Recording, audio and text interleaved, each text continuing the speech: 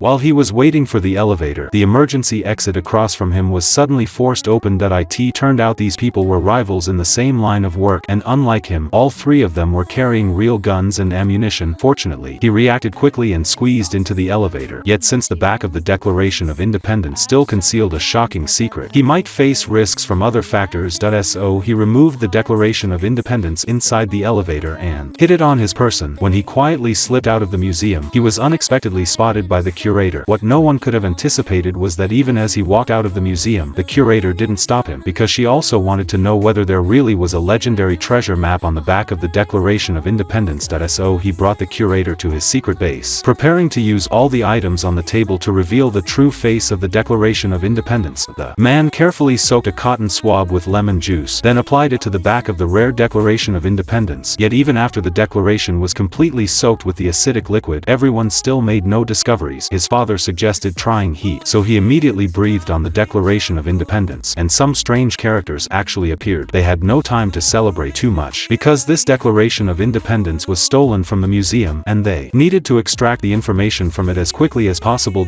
So he prepared more lemon juice to apply to the back, then used a hair dryer to blast it intensively. After they recorded all the information, they discovered that these numbers weren't map coordinates at all, and seemed more like design parameters for dollar bills. So he immediately took out a dollar bill and used a water bottle as a magnifying glass, and actually found Independence Hall on the back of the dollar, with the time stopped at 2:22 p.m., which was similar to part of their calculated results. So he immediately rushed to Independence Hall with his teammate, quietly entering the bell tower that wasn't open to the public. When the clock on the Memorial Hall reached the 22-minute mark, he looked down and discovered that the bell tower's shadow was pointing directly at a high wall. So he quickly ran to the front of the high wall and found a red brick with a special marking. With questions in his mind, he directly used a steel knife to scrape out the cement. After he pulled out the red brick, he discovered a pair of double-layered antique glasses worth millions hidden inside. Without time to think further, he immediately had his teammate unfold the Declaration of Independence, then put on the glasses to observe carefully. The paper that had appeared completely blank now showed a 3D color image under the glasses enhancement, and by adjusting the colors on the lenses, different clues would appear. Just as he discovered the location of the treasure, plainclothes officers suddenly seized him, then sentenced him to prison on charges of stealing the Declaration of Independence. Unexpectedly, while he was being transported to prison, the officer's communication equipment suddenly suffered severe interference. Then a sightseeing helicopter passed by him, actually using noise as cover, and as the officers were blinded by the strong wind, a bald man took the opportunity to approach him and told him there was someone waiting underwater 100 meters ahead. Although he didn't know if it was true or false, he decided to take a risk. Just as he was about to suffocate, a man in black suddenly grabbed his foot.